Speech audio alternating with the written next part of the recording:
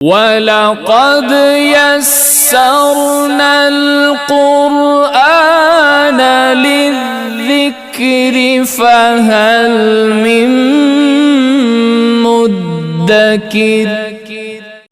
اسی طرح امت مسلمہ کو بھی فکر کرنی چاہیے، اللہ نے کتنا پیارا رسول دیا، قربان جائیں ہم، ہماری اولادیں، ہماری جان، ہمارا مال، سب کچھ، ہمارے منصب، عزت، سب کچھ نبی پہ قربان۔ اتنا عظیم رسول، اتنی پیاری نسبت، پھر ہم نبی کو مانیں لیکن نبی کی کوئی نہ مانے، نبی کو مانے لیکن نبی کی کوئی نہ مانے۔ اور اصل بات تو یہ ہے کہ نبی کی مانے اور نبی کی ہی مانے، کسی کی نہیں۔ اور اگر ہم نے ایسا نہ کیا تو پھر وہی سزا جو ان کی تھی وہ ہماری بھی وہی سزا ہوگی۔ ایک اور بڑی خوبصورت بات رسول کریم صلی اللہ علیہ وسلم کی پچھلی آیات میں جس طرح آپ کے متعلق فرمایا کہ لوگوں یاد کرو، میرا رسول تم پر نعمت ہے، میرا دین بھی نعمت ہے، وہ رسول عظیم و دین اسلام، دین متین۔ فرمایا یا اہل الکتاب قد جاءکم رسولنا یبین لکم کثیرا مما کنتم تخفون من الکتاب ویعفو عن کثیر قد جاءکم من اللہ نور و کتاب مبین۔ اہل کتاب، تمہارے پاس ہمارا رسول آ چکا جو تمہیں وہ باتیں کھول کھول کے بیان کرتا ہے جو تم چھپاتے تھے، باتیں چھپاتے تھے۔ بڑا ایک معروف واقعہ ہے نا، وہ یہودی تورات سامنے پڑھی اور یوں ہاتھ رکھ کے عبداللہ بن سلام آئے، انہوں نے کہا ظالمو ہاتھ تو اٹھاؤ، اور نبی کی صفتیں تو تمہاری کتاب میں لکھی ہوئی ہیں، اتنا بڑا دغا فریب کرتے ہو، اوپر ہاتھ رکھا ہوا، آگے گزر جاؤ۔ وہ جو ماہر تھا، عالم تھا، کہا کہ یہ ہاتھ اٹھاؤ، کیا کر رہے ہو؟ اللہ کے رسول صلی اللہ علیہ وسلم وہ باتیں ساری کھول کے بیان کرتے جو تم چھپا رہے تھے۔ تمہارا حق چھپانا اور اللہ تعالیٰ کا واضح کرنا۔ کیا تم نے جہاں جہاں تعریف کی ہے، اور آج بھی فرقے موجود ہیں، کچھ فرقے ایسے ہیں وہ بھی فرقہ ہی کہیں گے نا، انہوں نے کہا ہم تو مانتے نہیں، کچھ نے کہا کہ ہم مانتے ہیں لیکن اتنا نہیں مانتے، کچھ نے کہا کہ ہم لبرل ہیں، ہم ایسا کرتے ہیں کہ ہم سب کو مانتے ہیں، جو بھی آیا ٹھیک ہے۔ کچھ نے کہا کہ ہم قرآن کو تو مانتے ہیں، حدیث کو نہیں مانتے۔ قرآن کے بارے میں کس نے بتایا ہے؟ حدیث مصطفیٰ نے۔ حدیث نہیں تو قرآن کیسا؟ اچھا، کچھ نے کہا کہ ہم قرآن بھی مانتے ہیں، حدیث بھی مانتے ہیں، لیکن صاحب حدیث کے اصحاب کو نہیں مانتے۔ جنہوں نے حدیث مصطفیٰ کو مسلم ثابت کرنے کے لیے اپنی زندگیاں قربان، ان کو نہیں مانتے۔ اور کسی نے کہا کہ ہم اصحاب کو بھی مانتے ہیں، نبی کو بھی مانتے ہیں، لیکن آپ کے اہل خانہ کو، اہل بیت کو نہیں مانتے۔ کچھ آگے کہ نہیں ہم اہل بیت کو بھی مانتے ہیں لیکن ہم ازواج کو نہیں مانتے۔ یہ کیا ہوا؟ ازواج اتنی ہیں۔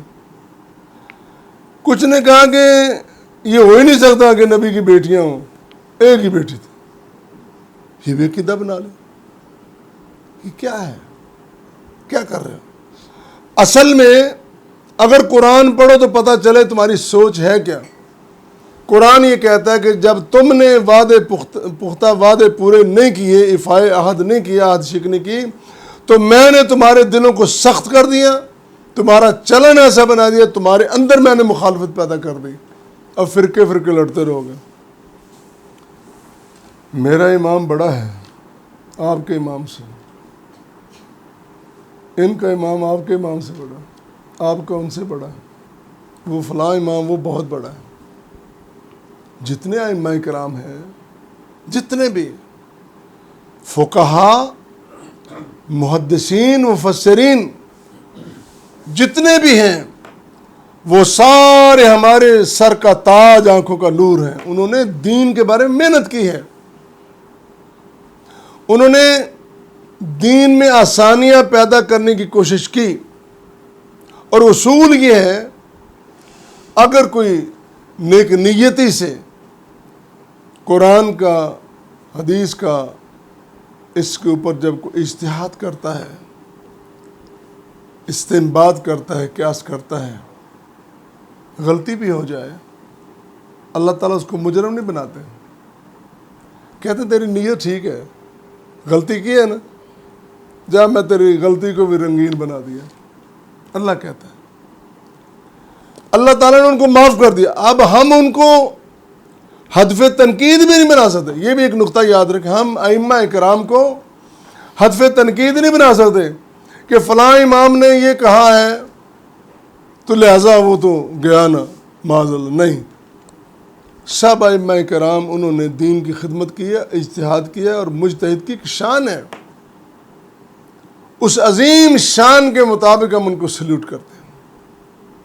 لیکن اگر ہمیں اللہ تعالیٰ نے وسائل دیے ہیں، اگر عقل سلیم دی ہے، ہم یہ جائزہ ضرور لیں گے کہ ان میں سے، ان سب کی باتوں میں سے نبی کریم صلی اللہ علیہ وسلم کے قریب بات کون سی ہے، جو زیادہ قریب ہوگا اس کو پکڑ لیں گے، دوسری کو چھوڑیں گے لیکن اوپر تبصرے نہیں کریں گے یہ فلاں ہے، ایسا نہیں۔ ایک خوبصورت نظام ہے۔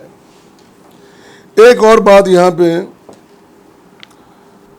کبھی ہم جب چھوٹے تھے تو نور بشر کا بس بڑا مسئلہ ہوتا تھا، سپیکر کھلے، علماء کرام جو نور ثابت کر رہا ہے وہ بھی کما رہا ہے، جو بشر ثابت کر رہا ہے وہ بھی کما رہا ہے، لگے ہوئے۔ پھر آہستہ آہستہ شعور آ گیا، اب یہ مسئلہ نہیں ہے، نور بشر کا مسئلہ اب نہیں ہے، لوگوں کو سمجھ آ گئی، یہ اہم تھا کام۔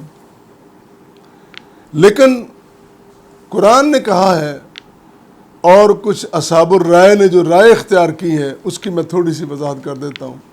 اللہ نے فرمایا قد جاءکم من اللہ نور و کتاب مبین، اللہ کی طرف سے نور آیا، کتاب مبین۔ اب اس کے بارے میں مفسرین کی دو رائے ہیں۔ ایک تو رائے یہ ہے کہ نور اور کتاب مبین دونوں کو کتاب قرار دیا، اور ایک دوسری رائے ہے کہ نہیں، نور سے مراد نبی کریم صلی اللہ علیہ وسلم اور کتاب سے مراد قرآن مجید۔ یہ دونوں رائے موجود ہیں، لیکن دونوں رائے میں آرام ایک درمیان کا راستہ ہے، بڑا خوبصورت راستہ ہے۔ وہ یہ ہے، اگر نور ایک جگہ کہا ہے، قرآن کریم میں اللہ تعالیٰ نے بشر عبد کئی جگہ کہا، انما انا بشر، رسول کریم خود اللہ نے کہا کہ آپ کہہ دیں، ہمارے حکم سے اعلان کر دیں کہ آپ بشر ہیں، آپ انسان ہیں، آپ عبد ہیں۔ جو مقام عبدیت ہے، بندگی کا انسانی مقام جو ہے وہ فرشتوں سے اعلیٰ تر ہے، افضل تر ہے۔ فرشتے تو سجدے میں پڑے ہیں آدم کو، تو آدمی ہونا، انسان ہونا، عبد ہونا، بندہ ہونا، بشر ہونا ملائکہ سے افضل ہے۔ پہلی بات تو یہ ذہن میں رہے۔ دوسری بات یہ ہے کہ نور کے معنی کئی ہیں۔ عربی زبان جاننے والے سمجھتے ہیں کہ ایک ایک لفظ کے 300 ہزار معنی ہیں، بہت سارے، بڑی رچ اور بڑی امیر زبان ہے عربی زبان۔ لیکن زیادہ معنی کے بجائے 2-4 معنی آپ کے ساتھ۔ ایک تو نور روشنی کو کہتے ہیں، یہ جو نا یہ بھی نور ہے۔ ہم یہ تو نہیں کہہ سکتے اس نور سے ہمارے نبی ہیں، کہہ ہی نہیں سکتے۔ ایک نور ہے جس سے فرشتے پیدا ہوئے، وہ بھی ہم نہیں کہہ سکتے، وہ تو کسر شان ہوگی نا۔ ایک نور ہے جس کے اللہ نور السماوات والارض. کیا ہم کہہ سکتے ہیں کہ اللہ کے نور سے؟ اس لیے نہیں کہ اللہ تعالیٰ نے جب کہا کہ لم یلد ولم یولد، میری اولاد نہیں، میرا باپ نہیں، پھر یہ کہا کہ لیس کمثلہ شیء، پھر یہاں بھی یہ عقیدہ اس طرح بنے گا جس طرح عیسائیوں نے کہا کہ ہمارے عیسیٰ ہیں وہ اللہ کے بیٹے ہیں، اور یہودیوں نے کہا کہ عزیر علیہ السلام اللہ کے بیٹے ہیں. پھر اگر ہم بھی ایسا قرار دے دیں تو پھر وہ اللہ تعالیٰ کے حکم کے خلاف بات ہوگی. پھر کیا ہوگا؟ بعد از خدا بزرگ توئی، بعد از خدا بزرگ، تو خدا نہیں، اے مصطفیٰ تو خدا نہیں، مصطفیٰ خدا نہیں، خدا کے بعد ہے، لیکن باقی سب مصطفیٰ کے بعد ہے. بعد از خدا بزرگ توئی قصہ مختصر، بڑا خوبصورت جملہ کہا حضرت سعدی نے. حضرت سعدی بڑے سیانے بندے ہیں، بڑی ساری باتیں انہوں نے خوبصورت بیان کی ہیں. اللہ تعالیٰ ان کو جنتوں میں اعلیٰ مقام دے، بڑی خوبصورت باتیں کہے گا. تو یہ ساری باتیں، ایک بات اور ہے کہ اللہ تعالیٰ کا جو نور ہے وہ ازلی اور ابدی ہے. وہ کل من علیہ فان وَيَبْقَى وَجْهُ رَبِّكَ ذُو الْجَلَالِ وَالْإِكْرَامِ. ہر نبی، ہر ولی، ہر امام، ہر بڑے سے بڑا، چھوٹے سے چھوٹا، سب کو موت نے اپنی آغوش میں لینا، لیکن اللہ کو موت نہیں ہے، وہ حی قیوم ہے. پھر ہوا کیا؟ ہوا یہ، آپ کا خاندان ہے، آپ کی جنس ہے، آپ کی نسل ہے، آپ کا معاشرہ ہے، آپ کا سماج ہے، آپ کا تعلق ہے، آپ کی زندگی ہے، عملی زندگی ہے، آپ کا باپ ہے، دادا ہے، آپ کی شادیاں ہیں، آپ کی بیویاں، آپ کی اولادیں ہیں. یہ سارا کچھ رب کا نہیں ہے. آپ ہیں، اللہ نے انسان بنا کر، انسان کامل بنا کر ایک مثال قائم کر دی کہ میرا رسول صلی اللہ علیہ وسلم رسول ایسا ہے کہ جو نور ہے، کلام اس کا، گفتگو اس کی، بات اس کی، ارشاد اس کا، وہ نور ہدایت ہے، وہ روشنی ہے. نبی کریم صلی اللہ علیہ وسلم کا ہر لفظ نور ہے، ہر عمل نور ہے، ہر ارشاد نور ہے، اور نور ہی نور ہے. جس نے اس نور سے اخذ کر لیا کامیاب ہو گیا. اور پھر شان مصطفیٰ بیان کرنا بڑا مشکل کام ہے. اگر غلو کریں گے گنہگار ٹھہریں گے، کم کریں گے گنہگار ٹھہریں گے. لہذا مقام مصطفیٰ، شان مصطفیٰ بیان کرتے وقت اللہ کا خوف دل میں رکھیں اور محبت مصطفیٰ دل میں رکھیں. ساری ادھر ادھر کی باتیں سب نکل جائیں گی دل سے.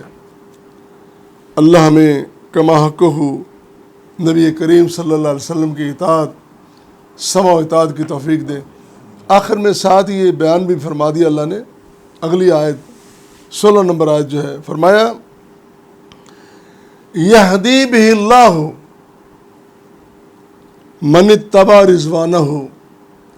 اللہ اس کے ساتھ ہدایت دیتا ہے اس شخص کو جو اس کی رضوان کی اتباع کرتا ہے. سبل السلام، سلامتی کے رستوں کی طرف اللہ لے جاتا ہے. نور ہے نا، نور روشنی ہے، اور روشنی میں انسان صحیح راستے پہ چلتا ہے. روشنی نہیں ہے انسان بھٹک جاتا ہے. پھر فرمایا یخرج من الظلمات الی النور. پھر ظلمتوں سے، تاریکیوں سے اللہ نے نکال کر، نور واحد لفظ ہے اور ظلمات جمع کا صیغہ بولا ہے. اندھیرے کئی ہیں، نور ایک ہی ہے، روشنی ایک ہی ہے، ہدایت کا سرچشمہ وہ ایک ہی ہے. بِإِذْنِ ہی، یہ سب اللہ کے اذن سے ہو رہا ہے. وَيَهْدِيهِمْ إِلَىٰ صِرَاطٍ مستقیم. اور اللہ تعالیٰ ان کو صراط مستقیم کی ہدایت فرماتا ہے جو نور سے، روشنی سے، ہدایت سے، نصیحت سے فائدہ اٹھاتے ہیں. قرآن سے، سنت سے، حدیث مصطفیٰ سے جو فائدہ اٹھاتے ہیں وہ کبھی ناکام اور گمراہ نہیں ہوتے۔ یہ اللہ کا وعدہ ہے۔ اللہ، ہماری دعا ہے، ہم میں غلطیاں ہیں، خطائیں ہیں، لیکن ہم طلبگار ہیں تیری رحمت کے، ہم طلبگار ہیں تیری مغفرت کے، اور طلبگار ہیں تیرے کرم کے، تیرے فضل کے۔